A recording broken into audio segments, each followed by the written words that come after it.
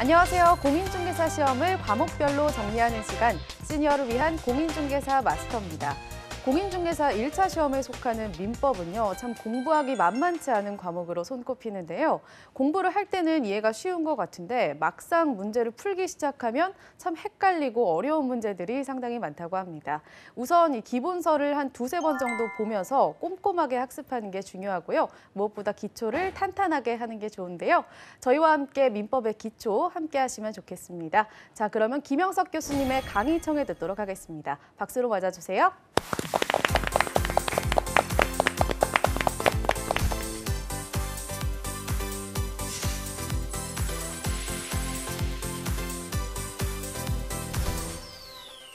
반갑습니다. 김영석입니다. 이번 시간에는 유치권이죠. 유치권은 타인의 물건이나 유가 증권에 관하여 채권이 이렇게 발생했어요.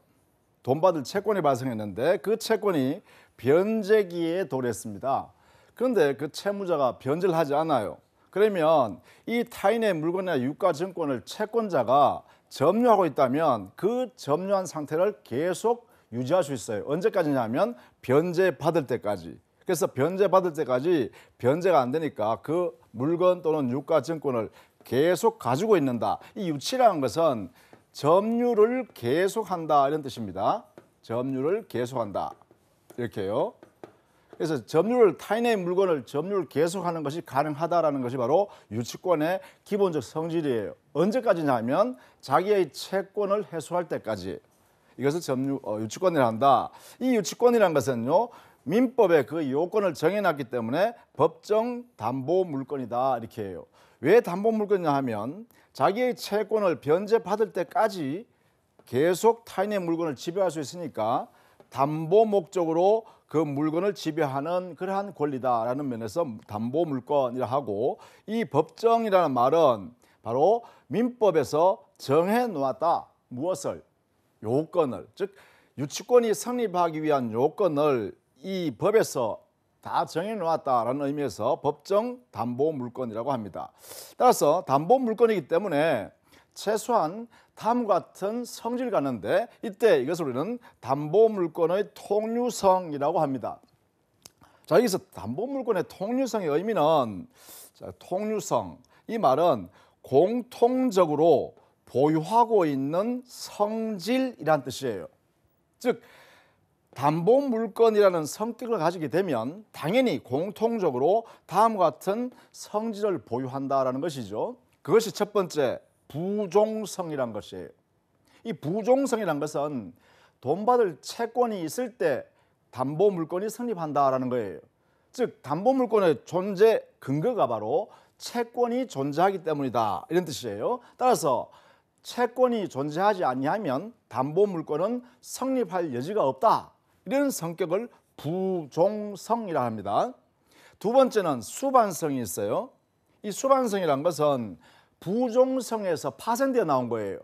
즉 피담보 채권이, 즉 채권, 돈 받을 채권이 존재하기 때문에 담보 물건이 성립했잖아요. 그렇다면 그 채권자가 지금 당장 돈이 필요하니까 자기가 받을 수 있는 채권을 타인한테 양도했다, 넘겨줬다라고 하면 채권이 넘어갔으니까 담보 물건은 그 종전의 채권자 가지고 있을 수 없죠. 왜냐하면 부종성 때문에 그래요. 그러니까 당연히 담보되어지는 채권이 타인에게 양도되어지면 그 유치권을 가지고 있던 사람도 함께 유치권이라는 물건을 넘겨줘야 된다는 거예요. 넘어가야 한다는 성질이 있다는 거죠. 그것을 우리가 말하냐면 수반된다 이렇게 해요. 즉 피담보 채권, 즉 돈 받을 채권과 함께 담보 물건이 넘어가야 된다. 타인에게 이전돼야 한다 이런 뜻이죠.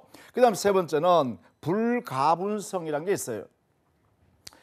돈 받을 채권이 완전히 변제될 때까지는 담보 물건이 나누어지지 않는다라는 뜻이죠. 불가분성. 그래서 당의 채권이 전액이 변제될 때까지는 그 담보 물건은 처음 성립한 모습을 그대로 가지고 있는다 이런 뜻으로서 불가분성이라고 합니다.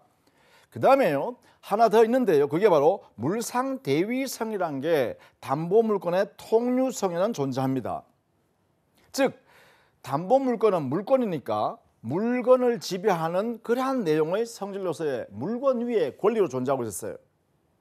그런데 그 당의 물건이 멸실되었다, 없어졌다라고 할 때 그 물건의 소유자인 담보 물건을 설정해 준 사람이 그 물건이 없어지는 대가로 권리를 취득했다면, 돈 받을 권리, 그러면 그 권리 위에 바로 담보 물건이 그대로 존속한다는 것이죠. 그 위에 대체하여 존재한다. 물건 위에 있던 담보 물건이 담보 물건을 설정한 자가 취득한 권리 위에 대신하여, 물건에 대신하여 존재한다는 성질을 물상대위성이라고 해요. 다만 이 물상대위성이라는 성질은 바로 당의 담보 물건을 다른 채권보다 먼저 받을 수 있는 우선 변제적 효력을 보호하기 위해서, 이걸 유지하기 위해서 인정되는 성질입니다. 그러다 보니까 과연 유치권이라는 담보 물건에도 우선 변제적 효력이 우리 민법에서 허용하는가가 중요하죠. 그런데 우리 민법에서는 이 우선 변제적 효력은 유치권에는 없습니다. 이 유치권에는 존재하지 않는다는 거예요. 이렇게. 그러다 보니까 유치권에는 물상대위성을 인정할 필요가 없게 되겠죠. 이게 이제 우리 시험에는 자주 출제되기도 합니다. 그래서 알아두셔야겠다라는 것이죠. 즉, 담보 물건의 통유성은 4가지가 있다. 이 4가지 중에 유치권이라는 담보 물건에는 물상대위성이라는 이 성질은 존재하지 않는다. 그 이유는 왜 그러냐 하면 유치권에는 우선 변제적 효력이 없고 이 우선 변제적 효력을 유지하고 그것을 보호해 주기 위해서 인정한 성질이 바로 물상대위성이기 때문에 이 물상대위성을 유치권에서 인정할 필요가 없다 되겠죠. 따라서 이 성질을 잘 이해해 두셔야겠습니다. 자, 그러면 성립 요건 볼까요? 유치권이 성립하기 위한 요건입니다. 어떤 요소를 갖추면 유치권이 성립하는가, 이것이 민법에 명문으로 규정이 되어 있습니다. 민법상으로. 그래서 우리는 법정 담보 물건이다 이렇게 했죠. 자, 먼저 타인의 물건이나 유가 증권이어야 유치권이 성립할 수 있습니다. 이걸 우리는 대상물이라 그러죠. 대상 또는 객체 이렇게 표현합니다. 객체. 따라서 유치권이 성립할 수 있는 대상은 타인의 물건이거나 타인의 유가증권이어야 한다라는 것이죠. 보통 유가증권이라는 것은 우리가 뭐 구두 티켓이라든지 아니면 백화점의 상품권이라든지 뭐 이런 것들이 있죠. 또 가장 전형적인 것이 바로 어음이나 수표입니다. 뭐 10만 원짜리 수표, 100만 원짜리 수표 이런 거 있죠. 이런 것들을 우리는 유가증권이라고 그래요. 즉 어떠한 종이 위에 권리가 이렇게 붙어서 함께 존재하는 그러한 내용을 우리는 유가증권이라고 합니다. 이러한 타인의 유가증권이나 물건이 대해서만 유치권이 성립한다는 것이죠. 자, 두 번째는요. 적법하게 점유를 하고 있어야 됩니다. 누가? 채권자가. 채권자가 점유를 하고 있어야 한다. 그 점유는 개시할 때 법에서 허용되는 내용으로 점유여야 한다는 것이죠. 그래서 적법 점유를 하여야 합니다. 이 점유 형태는 직접 점유하고 있든 타인을 통해서 점유하는 간접 점유하고 있든 무방합니다. 그래서 점유를 채권자가 하여야 한다. 그 물건은 타인의 물건이어야 됩니다. 셋째, 이 점유하고 있는 타인의 물건이나 유가증권에 관하여 채권이 발생해야 합니다. 여기에 관계되어서 채권이 발생해야 돼요. 이렇게 전혀 별개의 채권이어야 되는 것이 아니라 반드시 채권자가 점유하고 있는 타인의 물건 또는 유가증권에 관하여 채권이 발생한다. 이것을 우리는 보통 여기에 있는 타인의 물건이나 유가증권 그리고 채권 사이에 밀접한 관계가 있어야 한다. 이걸 우리는 결련관계라 그래요. 이 결련관계란 것은 보통 관계 있는 것보다도 더 훨씬 밀접하다라 그래요. 그래서 관련성보다도 결련성이 더 밀접하다라는 것이죠. 성격상. 그래서 이 물건 또는 유가증권에 의하여 만들어진 채권이 존재해야 된다. 그 다음에 그 발생된 채권이 변제기에 도래하여야 합니다. 변제기. 즉 채무이행해라 라고 할 수 있을 때가 돼 있어야 한다는 것이죠. 그리고 마지막으로요. 그 채권자와 채무자 사이에 이 유치권 성립을 배제하기로 하자라는 약정이 없었어야 합니다. 이 약정이 있어버리면 유치권이 성립할 수 없게 된다는 것이죠. 그래서 이 약정을 함으로 인하여 유치권을 배제할 수 있기 때문에 유치권의 성립 요건은 당사자가 마음대로 할 수 있다라는 의미에서 임의 규정의 성질을 갖는다. 이렇게 표현합니다. 이렇게. 당사자가 특약에 의해서 유치권을 성립시킬 수도 있고 배제시킬 수도 있기 때문에 그렇다라는 것이죠. 그런 면에서 이 요건은 우리는 임의 규정의 성질을 갖는다. 이렇게 정리하실 수 있겠죠. 이렇게 해서 5가지가 필요하다라는 것이에요. 타인의 물건에 관하여 점유를 한 채권자가 그 점유하고 있는 물건에 관계되어 채권이 발생되어 있고 그 채권이 변적이 되어 있다면 특별히 그 채권 변제하지 않아도 나 유치권 행사하지 않겠다라는 이런 약정을 하지 않았다면 당연히 유치권이 민법의 규정에 의해서 인정된다라는 것이죠. 자, 그렇다면 이렇게 성립되어 있는 유치권은 어떠한 내용으로 우리 민법이 다루고 있는가? 이것은 유치권자에게 권리나 의무로 규정을 해놨습니다. 즉 유치권자는 다음과 같은 권리를 갖게 되고 의무를 부담한다 이 말이죠. 유치권자는 어떤 권리냐? 보통 이렇게 한 7가지 되죠. 유치효, 점유를 계속할 수 있다 이런 뜻입니다. 점유 계속할 수 있고 이렇게요.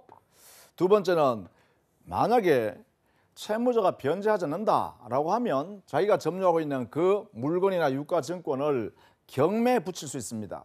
법원에다가 금전으로 환가해야겠습니다라고 경매 주세요 할 수 있다는 것이죠. 세 번째가 간이 변제 충당할 수 있는 권리를 갖습니다. 즉 채무자가 채무를 변제하지 않으면 이 채권자는 자기가 점유하고 있는 그 물건을 소유권 취득해 버리는 거예요. 다만 부당하게 이득을 취할 가능성이 높기 때문에 반드시 이 간이 변제 충당이라는 절차는 법원에다 신청합니다. 그래서 법관이 그 물건에 감정을 해서 전문가를 통해서 감정한 다음에 그것을 정산해서 남는 돈은 돌려주게 하고 그 소유권을 취득하게 하는 것을 간이 변제 충당이라고 합니다. 이때 간이 변제 충당을 하고자 할 때는 즉 유치권자가 당의 유치물을 소유권을 취득하려 하면 이때는 반드시 정산 절차를 거쳐 나가기 전에 사전에요 채무자한테 간이 변제 충당하겠다라고 통지해야 돼요. 너 변제 안 하면 나 이걸로 소유권 취득해 버린다. 법원에 신청한다. 이렇게요. 그래서 사전 통지 의무가 있습니다. 여기는 통지를 한 뒤에 그래도 이행하지 않을 때 간이 변제 충당의 절차를 따른다 해서 그 다음에는 과실 수취권이 있다. 즉 유치권자가 당의 유치물인 자기가 점유하고 있는 물건에 관하여 발생한 열매가 있다. 과실. 이 과실은 열매입니다. 과실 그죠? 이렇게요. 과실. 열매가 발생했다라고 하면 이 과실을 금전으로 환가해서 자기의 채권에 변제 충당을 할 수 있어요. 과실을 수취해서 자기 채권에다 충당할 수 있다 이런 이야기예요. 이 변제 충당을 통해서 사실상 다른 일반 채권자보다는 우선 변제받을 수 있는 사실상 효과를 누릴 수 있겠죠. 이렇게요. 그래서 과실 수취권이 있다. 유치권자한테. 그 다음에 유치권자가 그 타인의 물건이나 유가증권을 보유하고 있다 보니까 점유하고 있다 보니까 비용이 발생해요. 그 물건을 점유하여 관리하다 보니까 비용이 들어가더라는 거예요. 그렇다면 그 비용은 채무자한테 상환을 청구할 수 있다는 거죠. 이걸 우리는 비용 상환 청구권이다 이렇게 합니다. 그 물건에 들어갔던 투입 비용을 내놔라 이렇게 할 수 있다는 것이죠. 그 다음에 보존 행위로서 사용권이 있다. 즉 점유하고 있는 그 타인의 물건을 원칙적으로 마음대로 사용하면 안 되죠. 그러나 당의 물건이나 유가증권의 성질을 즉 가치를 유지 그리고 존속시키기 위해서는 그걸 보존이라 그래요. 그러려면 사용이 필요하다면 이것은 사용해야 한다 그죠. 그래서 이 사용권은 권리이자 한편으로 보면 의무이기도 하죠 그죠. 가치를 유지시키기 위해서 사용할 권리가 있다 이랬으니까 반면에 그 가치를 유지하기 위해서는 사용해야 한다 이렇게 되기도 하겠죠. 그래서 사용권이라는 권능이 존재한다. 그 다음 마지막으로 별채권입니다. 이 별채권은 당에 이 물건의 소유자가 파산됐을 때예요. 일반적으로 채권 채무자겠죠. 채무자가 파산법상의 즉 채무자의 회생 및 파산에 관한 법률 이걸 줄여서 파산법이라는데 이 파산법에 그해서 파산됐을 때 그 재산은 파산재단에 들어가야 되지만 유치권이란 담보물권의 대상이 돼 있으니까 먼저 유치권자가 변제를 받고 난 뒤에 남는 잉여분에 대해서만 파산재단에 집어넣어 주세요라고 별도로 계산합시다라고 할 수 있는 권리가 유치권자한테 발생해요. 이렇게요. 그래서 이러한 권리를 통해서 유치권자가 자기 채권을 안전하게 해소할 수 있다는 것이죠. 그래서 이러한 7가지는 됩니다. 유치효, 점유계속, 경매권, 간이변제 충당권, 과실수취권, 비용상환 청구권, 보존행위로서의 사용권, 별제권 이런 권리를 통해서 유치권을 보호하고 있다 이렇게 되겠죠. 다만 유치권자는요 타인의 물건을 점유하고 있잖아요. 타인의 물건을 점유하니까 의무도 부담해야 합니다. 그 의무 내용은 최소한 타인의 물건이기 때문에 최선을 다해서 관리해야 되죠. 가치가 상실되지 않도록 그죠? 그래서 선관주의 의무라 그럽니다. 선량한 관리자의 주의 의무다 이렇게 해요. 최선을 다해서 그 타인의 물건의 가치를 보존할 수 있도록 해라 이런 이야기입니다. 이걸 우리는 선관주의 의무 또는 선량한 관리자의 주의 의무 이걸 줄인 말입니다. 이렇게 표현합니다. 따라서 타인의 물건을 최선을 다해서 조심해서 다루어야 한다 이런 이야기고요. 두 번째는 채무자의 승낙 없이는 당해 그 타인의 물건을 사용하거나 타인에게 대여한다든가 또는 채권자 자신의 채무를 위해서 담보로 제공한다든가 이런 것은 금지됩니다. 그래서 우리는 이렇게 했었죠. 채무자의 승낙 없이는 당해 유치 목적물을 자기가 점유하고 있는 물건을 사용할 수 없다. 대여하면 안 된다. 타인에게. 그리고 자기의 채무를 위해서 다른 사람한테 담보로 제공하면 안 된다라는 금지 의무가 있다. 그죠? 이러한 내용이 있고 이러한 의무를 채권자인 유치권자가 위반했다면 이때는요. 채무자는 즉시 그 유치물을 점유하고 있는 물건을 돌려주세요. 이렇게 할 수 있어야겠죠. 그거는 유치권이 소멸되어야 그 물건 내놓으세요 할 수 있죠. 반하라 할 수 있겠죠. 그래서 채무자에게 유치권 소멸을 청구할 수 있는 권리 이걸 우리는 유치권 소멸 청구권이라고 합니다. 유치권 소멸을 청구할 수 있는 권리를 채무자한테 줍니다. 따라서 이렇게 유치권 소멸을 청구하게 되면 이 권리는 일반적으로 소멸시켜 줄래요라고 부탁하는 게 아니에요. 이 청구를 하는 순간에 즉시 소멸의 효과가 발생해 버립니다. 즉시 소멸이다 이런 이야기예요. 그러면 즉시 소멸했다는 것은 이 청구권을 행사함으로써 법률 관계가 형성되죠. 그래서 이러한 청구권 이런 모습에 즉시 효과가 이렇게 발생하는 것을 말하냐 하면 형성권의 성질이다 이렇게 표현해요. 형성권. 따라서 유치권 소멸 청구권은 형성권의 성질을 갖게 됩니다. 그래서 청구하는 순간 즉시 소멸이라는 효과가 형성된다라는 것이죠. 이렇게 해서 유치권자의 권리와 의무를 살펴봤습니다. 자, 그러면 유치권이 어떤 사유가 생기면 소멸하는가? 이걸 소멸 원인이라고 합니다. 기본적으로는요. 유치 목적물 자체가 이 세상에서 사라져버리면 또 국가에서 수용해 가버리면 또 유치권자가 소유권을 취득해버리면 혼동이라 그래요. 유치권자가 유치 목적물의 소유권을 취득해버리면 이때는 유치권이 필요 없죠. 즉 그 타인이요. 소유자인 타인이 유치권자한테 그 목적물의 소유권을 너 가져버려라 이렇게 해버리면 이때는 유치권이라는 소유자가 되니까 유치권을 행사할 필요가 없기 때문에 유치권 소멸하겠죠. 이걸 우리는 혼동이라고 합니다. 이렇게 혼동. 그 다음에 몰수. 이건 재판을 통해서 판사님이 그 목적물은 국가가 귀속한다 이렇게 해버리는 거죠. 이게 몰수가 되면 유치권이 사라집니다. 그 다음에 유치권자 스스로 포기해버렸다. 이렇게 되면 소멸하겠죠. 이때 포기는 상대방 있는 단독 행위로 하는 것입니다. 상대방 있는 단독 행위의 성질로서 이루어지는 행위입니다. 유치권자 스스로가 유치권의 목적 소유자한테 이거 유치권에 포기할 테니 가져가라 이렇게 해버리면 유치권을 소멸한다는 것이죠. 그 외에도 피담보 채권, 이게 무슨 말이냐면 채권이 유치권이라는 담보권에 의해서 보호되어지고 있다라는 뜻이에요. 이걸 우리는 이름하여 피담보 채권이라 그래요. 채권이 있는데 돈 받을 권리가 그것이 담보 제도에 의해서 보호되어진다. 그걸 합쳐서 우리는 피담보 채권이라 하고, 결국은 유치권자가 채권을 가지고 있게 되는데 그 채권 이름을 이렇게 피담보 채권이라 그래요. 이 피담보 채권이 변제되면 당연히 피담보 채권이 소멸하는 순간에 담보 물권의 부종성 때문에, 이것 때문에 피담보 채권이 없어졌잖아요. 0이 됐잖아요. 돈 다 받았잖아요. 그렇다면 유치권이라는 담보 물건을 가질 성질이 없다, 그죠? 그래서 부종성 때문에 당연히 소멸합니다. 대물 변제도 마찬가지고요. 공탁이나 상계, 소멸시효 등도 마찬가지입니다. 이 소멸시효는 일반적으로 일반 채권의 경우는 10년간 행사하지 않으면 10년 불행사다 이렇게 되면 행사할 수 있음에도 불구하고 10년 동안 행사하지 않고 채권자가 내버려 둬버리면 소멸시효라는 제도에서 소멸해버립니다. 그 채권이 이렇게요.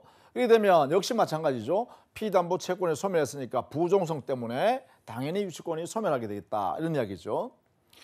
자, 그 다음에 유치권자가 우리 앞에서 봤었죠. 의무를 위반하면 채무자가 유치권 소멸을 청구하게 되고 청구하면 그 청구권이라는 성질이 형성권이기 때문에 즉시 소멸한다 했죠. 그러면 유치권 소멸 청구를 받은 유치권자는 당연히 유치권 소멸했기 때문에 당의 목적물을 돌려줘야겠죠. 이게 이제 우리 민법에 중요한 의미가 있습니다. 유치권자 의무 위반일 경우에 소멸 청구하는 이 제도요. 자, 그 다음에 여기에 있는 채무자가요. 지금 유치 목적물로 되어서 유치권자인 채권자가 점유하는 그 물건이 필요하기 때문에 자기가 사용할 필요가 있어요. 그렇다면 채무자가 상당한 담보를 제공하면서 유치권을 좀 소멸시켜주면 안 되겠까? 이렇게 부탁할 수 있죠. 이것도 역시 뭐냐면 상당한 담보를 제공한 상태에서 채권자인 유치권자한테 유치권을 소멸시켜달라고 청구할 수 있습니다. 이때는 유치권 소멸을 청구한다고 하지만 이것은 위에 있는 이 내용과 다르다는 거죠. 즉 유치권자가 의무를 위반했을 때 채무자가 유치권 소멸 청구하게 되면 즉시 소멸합니다. 이런 건 거죠. 형성권이기 때문에 즉시 소멸합니다. 그런데 상당한 담보를 채무자가 제공하면서 유치권자야 그 유치권을 소멸시켜 주면 안 되겠나? 이렇게 하는 이 청구는요. 순수한 청구권에 불과합니다. 순수한 청구권요. 그러니까 이때는 유치권이 소멸하기 위해서는 유치권자가 여기에 동의를 해줘야 합니다. 승낙. 좋습니다. 상당한 담보를 내가 받고 이 유치물을 돌려주겠습니다 라고 유치권자가 동의 내지 승낙을 해야 드디어 유치권이 소멸하게 되죠. 그래서 이때 상당한 담보를 제공하면서 유치권을 소멸을 청구하는 채무자의 권리인 이 청구는 순수한 청구권에 불과하다. 이걸 만약에 형성권이라면 틀린 말이죠. 위에 있는 이 소멸 청구와 이 밑에 있는 이 소멸 청구는 성격이 다르다는 거죠. 이것은 형성권. 이것은 순수한 청구권이 되겠죠. 이렇게 성격이 다르다라는 것입니다. 자, 이렇게 해서요. 유치권의 성립 요건, 그리고 내용, 그 다음에요. 유치권이 어떻게 되면 소멸하는가 대표적인 내용을 봤어요. 그리고 하나만 더요. 유치 목적물을 유치권자가 점유하고 있다가 점유를 상실했을 경우요. 이런 경우에도 역시 소멸하게 됩니다. 이게요. 여기 보면 당의 유치 목적물을 타인으로부터 침탈이라든가 이러한 사유에서 그 점유를 상실해버리면 이렇게요. 상실하면 유치권은 소멸할 수밖에 없다. 왜냐하면 점유를 계속해야 유치권이 존속하거든요. 점유 계속 이것이요. 유치권의 존속 사유입니다. 그런데 이 점유가 없어져 버리면 당연히 유치권도 소멸하게 되죠. 다만 이 점유의 상실이 침탈로 인하여 이루어졌다. 타인의 침탈 때문에 점유를 상실했다. 이렇게요. 그렇다면 이때는요, 유치권자는 점유권에게서 이제까지 점유해 왔으니까 그 점유권이 존재하잖아요. 그 점유권이 내한테 있었기 때문에 점유권에 기해서 그 점유했던 물건을 반환해라. 이렇게 청구할 수 있다는 거예요. 이 점유물 반환 청구권을 행사해서 반환, 회수를 하게 되면 그때는 당의 목적 점유치물을 상실한 적이 없었던 것이 됩니다. 그래서 유치권은 그대로 존속하게 되겠죠. 이렇게요. 이런 내용이 된다라는 것이에요. 이렇게. 이게 이제 유치권의 소멸 원인이기도 하다라는 것이죠. 자, 이렇게 해서요. 법정 담보 물건의 내용을 쭉 살펴봤습니다. 소멸까지요. 자, 다음 시간에는 저당권에 관한 내용으로 정리하도록 하겠습니다. 수고 많으셨습니다.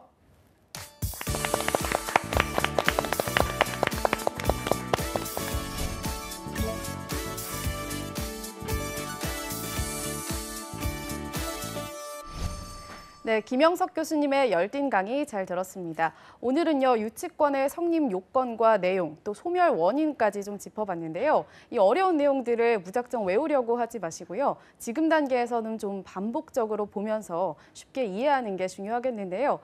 우리 방송 복습해 보시는 것도 좋을 것 같습니다. 오늘 강의 다시 보고 싶으신 분들은요, 유튜브나 한국직업방송 홈페이지에서 볼 수 있습니다. 저희 다음 이 시간에 더 알찬 소식으로 찾아올게요. 고맙습니다.